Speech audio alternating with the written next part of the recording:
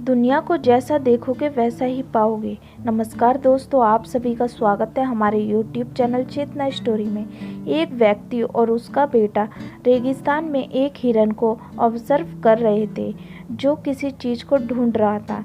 हिरन को इस तरह से देख बेटे ने पिता से पूछा, पिताजी वह हिरन क्या ढूंढ रहा होगा?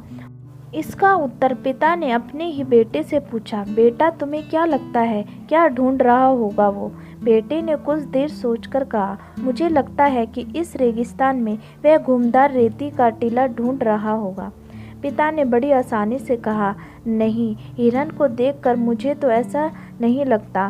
फिर दोबारा बेटे ने गुस्सा आया और पिता से कहा कि वो रेती पर खाने के लिए या रहने के लिए अनाज और फसल ढूंढ रहा होगा। पिता ने अपना वही उत्तर दोहराया और कहा, मुझे तो ऐसा नहीं लगता। अंत में बेटे ने मायूस होकर अपने पिता से कहा, अब और शेष बचा ही क्या है? मैं जहाँ तक भी देख पा रहा हूँ वह यह रेगिस्तान है और यह रेगिस्तान रेती के टीलों से बना है जिसमें कहीं कहीं फसल भी लगी हुई है। आखिर अपने बेटे को मायूस होते देख पिता ने उत्तर दे ही दिया, बेटा अगर वो सिर्फ रेत के टीलों को देख रहा होता तो आशा की कमी से ही वह मर जाता। वो हिरन अवश्य ही जीवन जीने का कोई संकेत ढूंढ रहा है, कुछ हरा भरा, ताकि उसे कुछ खाने का अवसर मिले। वो जानता है कि उसका अस्तित्व उसके आसपास की समस्याओं पर ध्यान केंद्रित करने में नहीं है, बल्कि उन समस्याओं का समाधान करने में है जिससे उस हिरन का अस्तित्व बना रहे। अब उस व्यक्ति का बेटा उस हिरन को नए सम्मान के नज़रिए से देख रहा था। उसकी देखने का नज़रिया पूरी तरह से बदल चुका था।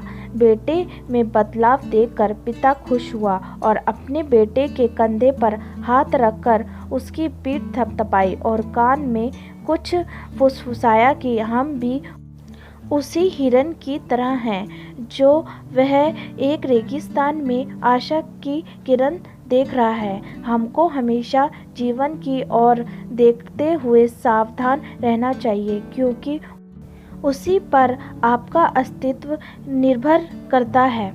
अगर दोस्तों आपको हमारी कहानी पसंद आई हो तो कमेंट करना ना भूलें और आपका बहुत बहुत धन्यवाद हमारी पूरी कहानी सुनने के लिए। और हमारे चैनल को लाइक करें, सब्सक्राइब करें और शेयर करें।